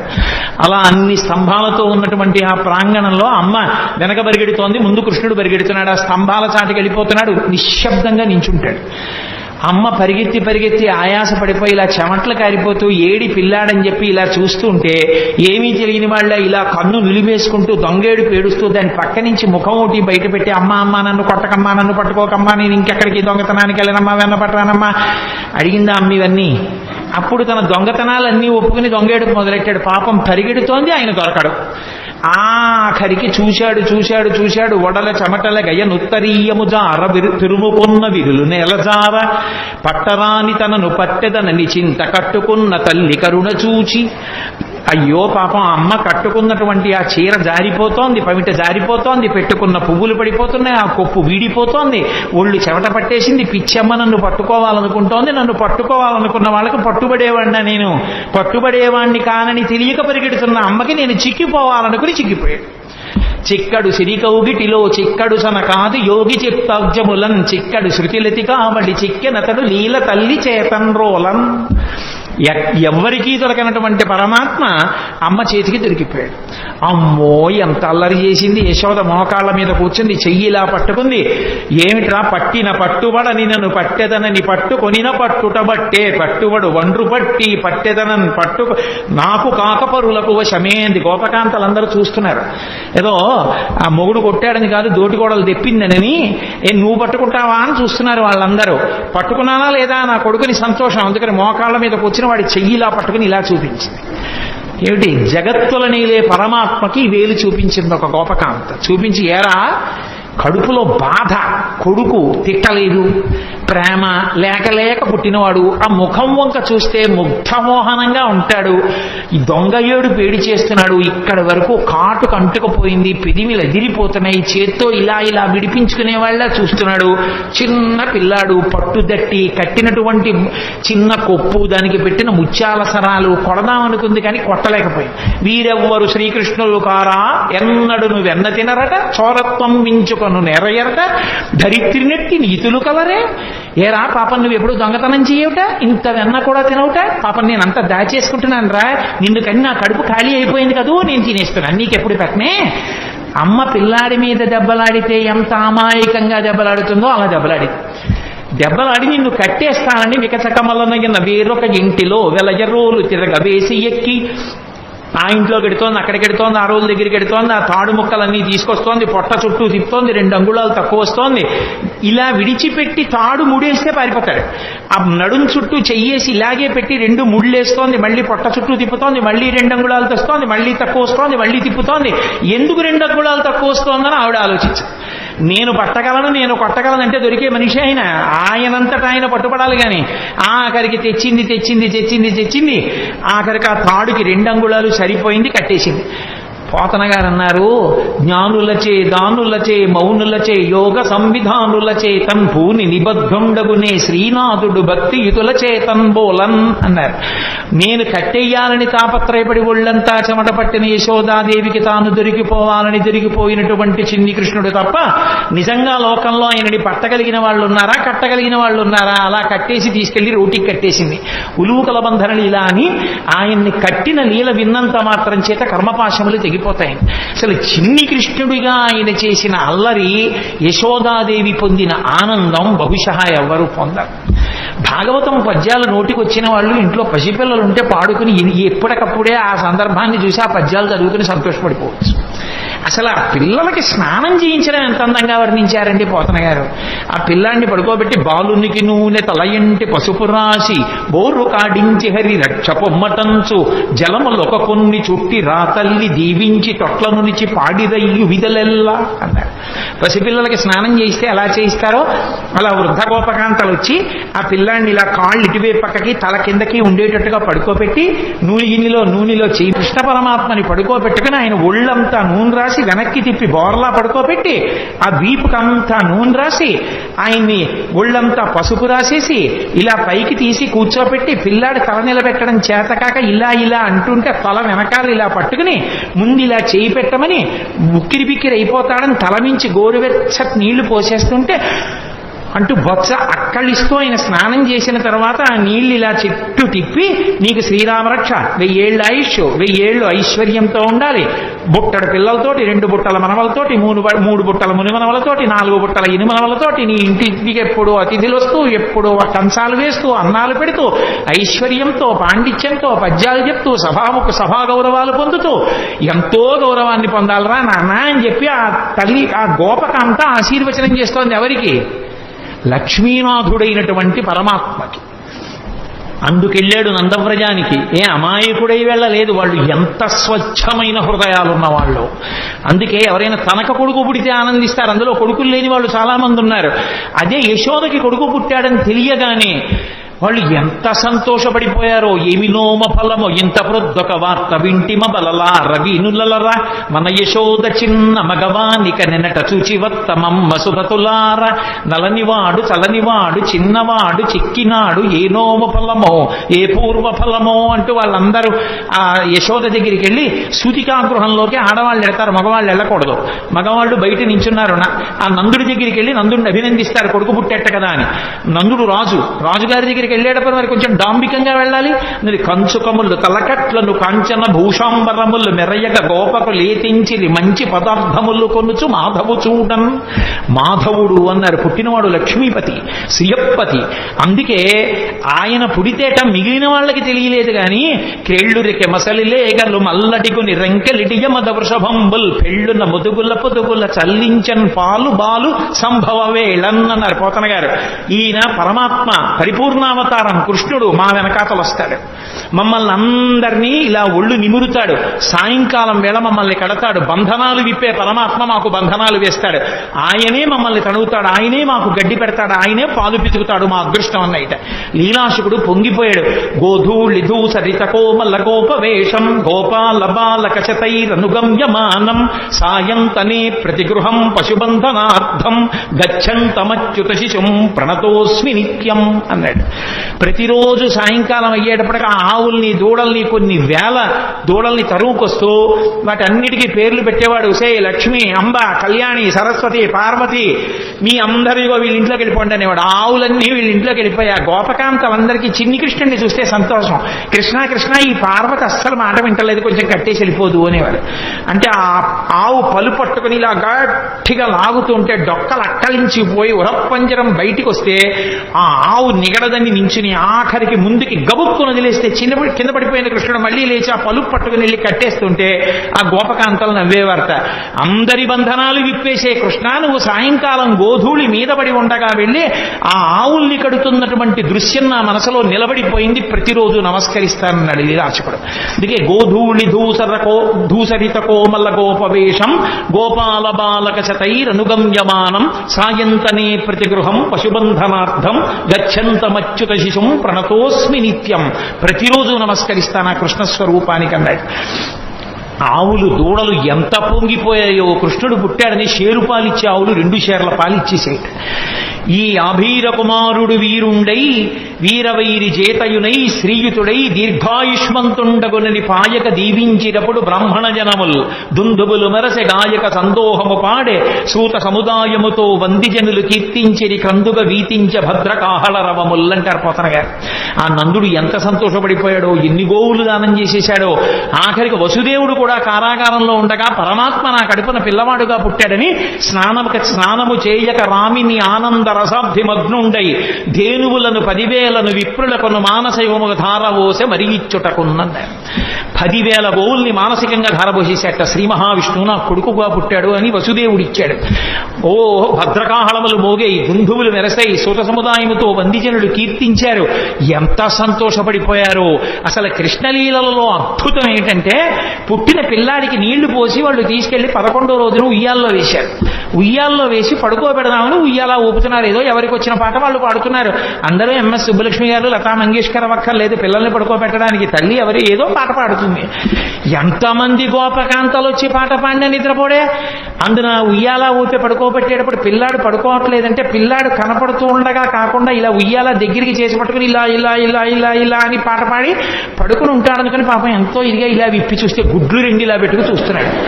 ఏమిటమ్మా పిల్లాడు ఎంతకీ పడుకోడు, ఇదేం పిల్లాడే అని చెప్పి ఆ భుజం మీద వేసుకుని పాట పాడి ఎంతో తిప్పి తిప్పి తిప్పి తిప్పి ఇలా చూడటం కుదరదు కదా.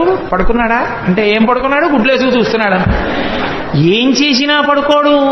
ఇదెక్కడ పిల్లాడని ఆఖరికి యశోదాదేవి వచ్చి తల్లికి ఆఖరికి పెద్ద బ్రహ్మాస్త్రం ఏంటంటే బోర్లా పడుకోబెట్టేసి వీపు మీద ఇలా ఇలా ఇలా ఇలా కొట్టేస్తుంది. ఆ తొడ ఊపుతున్నాడు, కొడుతోంది. ఎంతకీ పడుకోడు, వీపు చిట్లిపోతోంది. ఇదేమిటి ఆది కూర్మంగా ఉన్నప్పుడు మందర పర్వతం తిరిగినా బాధపడలేదు, కానీ ఈ కృష్ణావతారంలో ఇలా కొట్టేస్తున్నారు, నన్ను ఎందుకు ఇలా ఊపేస్తున్నారు అనుకున్నట్ట. లోకములు నిదురపోవకత నిదురుంపని శుభగుడు రమణులు జోకొట్టిపాడ నిదురం గైకును క్రియ నోరకుంటే కనుజరవకయున్నన్నారు పోతన గారు. ఓహో, ఈ దిక్కుమాలిన ప్రపంచానికి అలవాటు ఉంది, నిద్రపోతుంటారు వీళ్ళు కళ్ళు మూసుకుని. నాకు నిద్రపోవడం అలవాట్లేదు. నేను నిద్రపోతే లోకాలు నిర్వహించేవాడెవరు? నేను పడుకోమని జోకొట్టేస్తున్నారు, నేను కళ్ళు మూసుకోపోతే వీళ్ళు ఇలాగే కొడతారని నిద్రపోయిన వాళ్ళ కళ్ళు మూసుకున్నాడు. అప్పుడు వాళ్ళు సంతోషపడిపోయి జోజో కమలదలే క్షణ జోజో మృగరాజ మధ్య జోజో కృష్ణ జోజో పల్లవకర పద జోజో పూర్ణేందువదన జోజో యనచున్. సామాన్య గృహాల్లో జోజో జోజో అంటూ ఏ పాటలు పాడతారో పోతన గారి పద్యాలకి కూడా జోజో అని అలాగే పడిపోయింది. మహానుభావుడు ఎంత దర్శనం చేశాడో. ఆ యశోద ఎన్ని ఆటలాడాడు నిజంగా యశోదతో.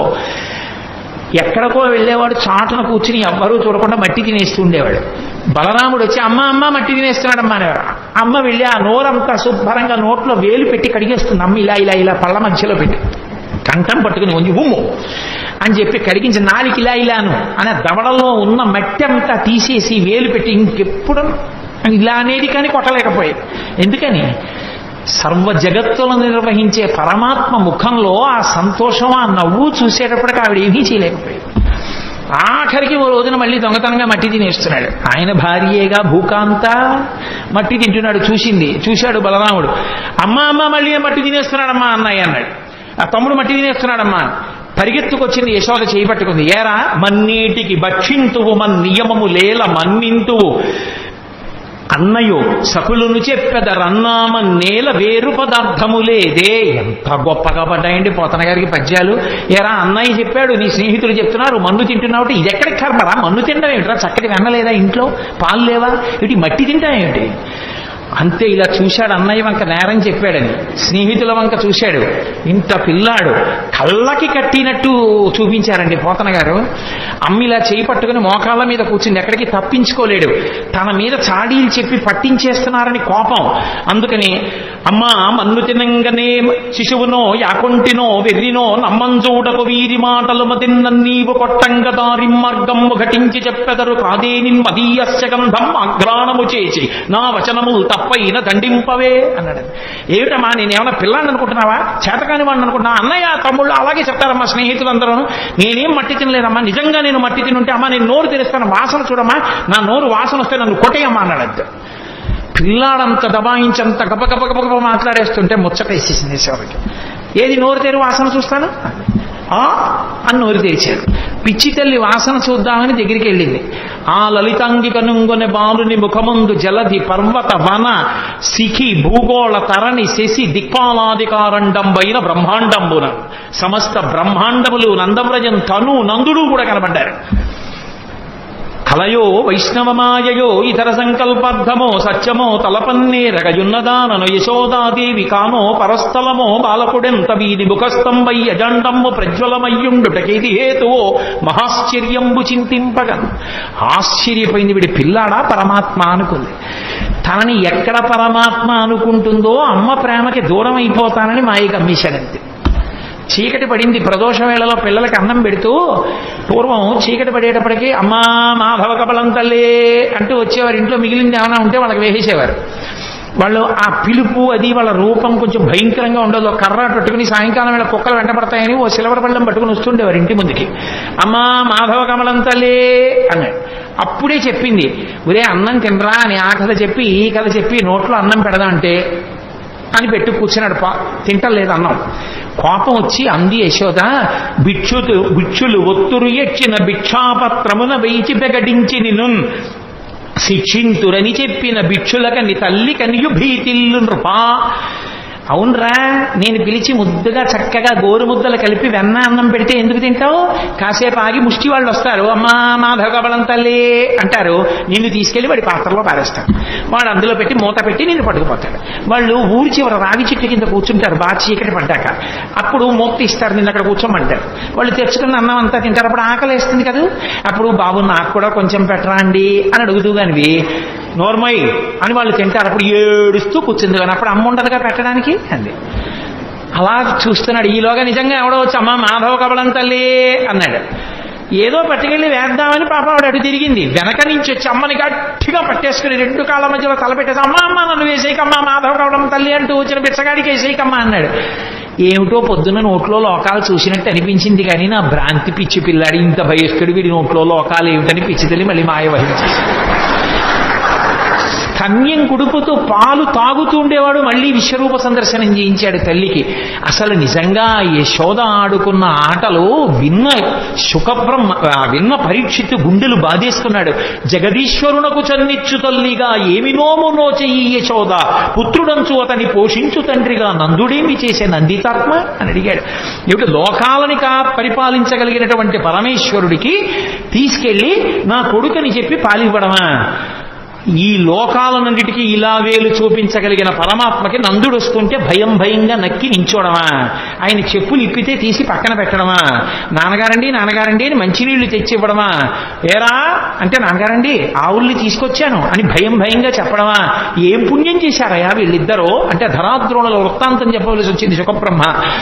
మహానుభావుడు కృష్ణ భగవానుడి లీలలు ఎన్ని లీలలండి, కళ్ళకి కట్టినట్టు వర్ణించారు. నేను ఇన్ని లీలలు ఎందుకు తలకొట్టుకు చెప్తున్నానంటే కృష్ణావతారంలో కృష్ణలీలలు వింటే మనసు మీద దాని ప్రభావం ఉంటుంది అని ఓ వాక్యం చెప్తే దాని అర్థం ఏమిటో బాగా ఆవిష్కరించిన వాడిని కాకుండా పోతానని. అవి వింటున్నప్పుడు మన మనసులో కృష్ణ పరమాత్మ యొక్క ముద్ర ఎలా పడుతుంది, ఆ లీలల వలన మనకి ఎంత ప్రయోజనాన్ని చేకూర్చాలని చేశాడన్న దానికోసం నేను ఈ లీలల్ని ఆవిష్కరించడం జరిగింది. నిజంగా కాళీయమర్దనంలో విసదామోదరు పాదగాతనకతుల్ వేవేల చందంబులన్ ప్రసభాటోప చూపబాపణ భుచ్చటామండలం వసహం వై పగిలిన్ మళుల్ చెదరగా నాస్యంబులన్ చోణితం బెసగన్ దంస్టలు నుగ్గుగా గరడ వహ్నిజ్వాలికల్ వెల్వడన్. ఆ కోక పట్టుకుని ఆ పడగల మీదకెక్కి ఒక్కొక్క పడగ కిందకి దిగేట్టుగా బుద్ధి పైకి లేస్తుంటే మళ్ళీ ఎక్కి తొక్కుతుండేవాడు. యమునా బీజ మృదంగ వజ్జములు మ్రోయం తీర గోపౌ ఘర్ష మనోజ్ఞ ఘనితంబు గేయముగ జంచత్కాలి తవ్యాలి రంగ తరంగ తలంబునన్ పశుపతిన్ గంజాక్షు నిర్మర్దనాక్షము హృద్యాద్భుత భీమమై పరగ దివ్యశ్రేణి చూచెందివిన్. అద్భుతమైనటువంటి తాండవం ఆ కాళీయుడి పడగల మీద. ఎన్ని లీలలు ఒకటా రెండా, ఎన్ని లీలలు చేశాడో మహానుభావుడు. ఆఖరికి గోపాల బాలురందరితో కలిసి చల్ది తిండం. మనం ఏదో ఆ కార్తీక మాసం వచ్చేటప్పటికి వనభోజనం అంటాం. అసలు నిజంగా వనభోజనానికి ఆద్యుడెవరు అంటే కృష్ణ పరమాత్మే. గోపాల బాలురందరితో కలిసి చల్ది బంతులు తినడం కోసమని బయలుదేరాడు. ఏదో ఇంట్లో ఉన్నటువంటి సద్యన్నం ఆవకాయ ముద్దలు పట్టుకుని బయలుదేరారు వాళ్ళందరూ. ఓడి పెసరావకాయ, ఓడి ఆవకాయ, ఒకటి మాగాయ, ఒకటి కాయావకాయ, రకరకాల బూరగాయలు అన్ని పట్టుకుని బయలుదేరారు. అందరూ వెళ్ళారు. చిత్రం ఏమిటంటే ఆ పిల్లలకి కృష్ణ పరమాత్మ చెప్తే తప్ప ఆకలేస్తోందన్న విషయం కూడా తెలియదు. ఆ స్వరూపం అటువంటిది. ఎండన్మగ్గితిరకటింబడితిరా రెండు ఎలా విచారింపగా రెండో బాలకులారయనచున్. ఆకలేస్తోంది, మీకు ఎండెక్కిపోయింది, రండిరా అన్నం తినండిరా అని అందరినీ పిలిస్తే వాళ్ళు ఇలా పంక్తి వేసుకుని తినరు వాళ్ళు. ఎందుకంటే వాళ్ళకి కృష్ణుడు కనపడాలి. అందుకని వాళ్ళు గుండ్రంగా కూర్చుంటారట. పోతన గారు అన్నారు, జలజంత స్థిత కన్నికం తిరిగిరా కూర్చుండి వీక్షించచున్ శిలలున్ పల్లవముల్ లతల్ తీగలు పత్రంబులు పుష్పంబులు కంచంబులుగా భుజించిరతటన్ గోపర్భకుల్ భూవరా. జలజాంత స్థిత కన్నికం తిరిగిరా సంఘంబులయ్యున్న వాళ్ళందరూ ఒక పద్మం ఎలా ఉంటుందో దానికి రేకులు చుట్టూ ఎలా ఉంటాయో అలా ఉంటే మధ్యలో దుద్దులో కృష్ణుడు నించుంటాడు. వాళ్ళకి ఎంత భక్తి అంటే తెలిసో తెలియకో ఆ మధ్యలో నిలబడిన కృష్ణుడు ఏదో పరమాత్మ స్వరూపంగా నిలబడ్డం కాదు. ఆవుల్ని దూడల్ని కాసే కృష్ణుడు ఎలా ఉంటాడో అలాగే మట్టి కాళ్ళతో మట్టి చేతులతో పొద్దున్న స్నానం చేయరు, సాయంకాలం స్నానం చేస్తారు గోపాల బాలురు. అందరితో కలిసి వచ్చి వాళ్ళ మధ్యలో నిలబడి కూర్చుని తినడం కూడా కాదు, అలా నిలబడి కడుపున దిండుగా కట్టిన వలువలో లాలిత వంశన లంబుజునిపి విమల శృంగంబును వేత్రదండంబును జారిరా నీకడా చంక నిరిగి మీగడ పెరుగుతో మేళవించిన చల్ది ముద్దయా వలిచే తన నయనునిచి చలరేగి కొసరి తెచ్చిన బూరగాయలు వేళ్ల సందులను తాన నయనునిచి సంగడీలనడు మచక్కద కూర్చుండి నర్మభాషణముల నగవు నెరపి యాగభుక్త కృష్ణుడు అమరులు వెరగొంద శైశవంబు మెరసి చల్ది కుడిచే.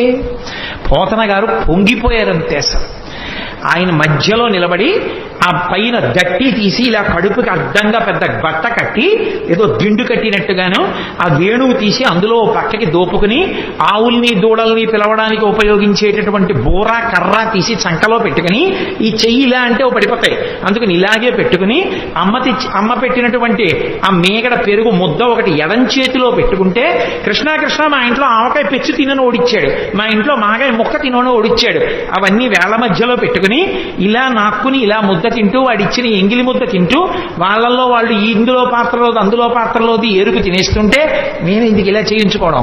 అందుకని అలా తినేస్తుంటే వాళ్ళు సంతోషంగా ఆ మధ్యలో నిలబడి తింటున్న ఎవరా కృష్ణుడు? యాగభోక్త కృష్ణుడు మరులు వెరగొంద శైశవంబు మెరసి చల్ది కుడిచే. యాగభోక్త అయిన కృష్ణ పరమాత్మ స్వాహాకారంతో ఇస్తే తినవలసిన వాడు గోపాల బాలుల మధ్యలో ఇంగిళ్ళు తింటుంటే రంభాదులు నాట్యం చేశారు పైన. ఏమీ ఆశ్చర్యం రా, ఇంతకి కిందకు వచ్చేశాడో పరమాత్మ. ఏ పాములెరుగక ఏ పారుమేటికి పశుల కాపరి ఇంట పాము కలిగే, ఏ కర్మయును లేక వెలయునొక్కటికి జతకర్మంబులు సంభవించే, ఏ తల్లి చనుబాలు ఎన్నడెరుగని ప్రోఢ తల్లి యశోద చన్నుల పాలు త్రావనిరిగే, ఏ హాని వృద్ధుల నెరుగని బ్రహ్మంబు పొదివిటిలో వృద్ధి పొందనుందే, ఏ తపములనైన ఎలమి పండని పంట వల్లవీజనముల వాడపండే, ఏ చదువులనైన ఇట్టిట్టెదనరాని అర్థం అవయవముల యందు అందముందే. ఏమి అద్భుతం! వికారములు లేని పరమాత్మ యజ్ఞభోక్త వీళ్ల మధ్యలో నిలబడి సద్యన్నం తింటున్నాడా అని తెల్లబోయారు. అది కృష్ణావతారం అంటే అంత కిందకొచ్చేసింది. బ్రహ్మగారు ఆశ్చర్యపోయి వాడు పరమాత్మ అని ఆవుల్ని దూడల్ని దాచేశాడు. ఏమీ తెలియని వాళ్ళ వెళ్ళి చూశాడు. ఓహో, నా కొడుకు నా నాభికమలంలో పుట్టినవాడు నన్నే మాయి చేద్దామని ఆవుల్ని దూడల్ని పట్టుకుపోయాడు. ఆయన పట్టుకుపోతే నేను సృజించలేనా ఏమనుకున్నాడు. మళ్ళీ ఏ ఆవుల్ని ఏ దూడల్ని ఏ మచ్చలున్నదాన్ని అలా ఆవుల్ని దూడల్ని చూసి ఇలా వచ్చేటప్పటికి పిల్లల్ని దాచేశాడు. వీళ్ళని దాచేస్తేనే సృజించలేనా ఏమనుకున్నాడు. కరములు పదములున్ శిరంబుల్ లవనగ్నంబుల్ ముఖములున్ కందులు ముక్కులున్ శ్రవణములు దండనంబర సద్వేణు విషాణ భూషణ వయో భాషాగుణాఖ్యాన తత్పరతల్ద వీడవకుండ దల్చె విబుడా వత్సార్భకాకారముల్.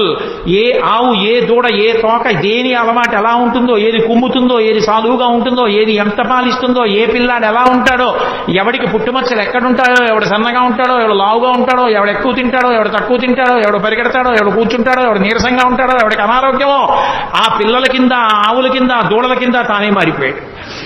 ఇంటికి వెళ్ళారు చెప్పడికి పోని తల్లులు గుర్తుపట్టగలరా? ఏ తల్లులకే బాలకు లేతెరుగున తిరిగి ప్రీతి కలిగింతురుము నా తల్లుల కాబాలకు లాతెరగున ప్రీతి చేసిన వనీనాథ అన్నాడు సుఖబ్రహ్మ. ఏ తండ్రి దగ్గర ఏ పిల్లవాడు ఎలా ప్రవర్తిస్తాడో అలాగే ప్రవర్తించేటట్టుగా తానే మారిపోయి ఇంతమందితో ఉన్నాడు. బ్రహ్మగారు అలా లోపలికి వెళ్ళి అన్నీ బంధించి పైకొచ్చి చూశాడు, అలాగే ఉన్నాయి. మళ్ళీ ఇప్పుడు ఆయన తెల్లబోయాడు.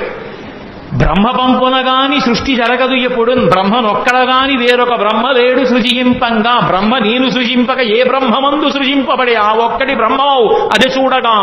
బ్రహ్మ నేను సృష్టించాలి, నేను సృష్టించకుండా ఇవన్నీ ఎవడు సృష్టించాడు? ఓహో వాడురా బ్రహ్మమో పరబ్రహ్మము, వాడు నన్ను కన్న తండ్రి. పరిగెత్తుకొచ్చాడు. వచ్చి ఆవుల్ని దూడల్ని కాస్తూ వెన్నముద్ద తింటున్నట్టుగా నిలబడినటువంటి చిన్ని కృష్ణుడి కాళ్ళ మీద పడిపోయాడు. పడిపోతే అప్పుడు అది కృష్ణావతారం యొక్క మహాత్యం. అంటే బ్రహ్మగారంతటి వాడు ఇలా బ్రహ్మపదంబు వేదములకన్ వీక్షింపగానాని నిన్నీ లోకంబున ఈ వనంతరమునంది మందలో కృష్ణయం చాలాపాది సమస్త భావములి నీయందే నిక్షేపించు ఈ వ్రేలందొక్కని పాదరేణువులపై వెష్టించినం చాలదే అని అడిగాడు. నాకొద్దు దిక్కుమాల బ్రహ్మపదవి తీసేయి. ఇంతమంది పిల్లలు ఎన్నడునైన యోగి విభులవ్వని పాద పరాగమింతయున్ కన్నుల కానరట్టి హరి తద్దయు కైవడి చేడియాడుచున్ కౌగిట చెచ్చుచున్ తన్నుచు గుజ్జుచున్ నగచు తద్దయు కైవడి కూడియాడుచున్ మన్నన చేయు వల్లవ కుమారుల భాగ్యము వింతయొప్పునే. పరబ్రహ్మమైనటువంటి నువ్వు ఈ భూమండలం మీద ఆడుకుంటుంటే ఏమీ తెలియని గోపాల బాలులు నిన్ను కౌగిలించుకుంటున్నారు, తంతున్నారు, గుద్దుతున్నారు, నీ మీద పడుతున్నారు. అదా అదృష్టం, బ్రహ్మపదవి అదృష్టమా? ఎందుకు వచ్చింది? మాయ కమ్మింది నాకు, వద్దు తీసేయి.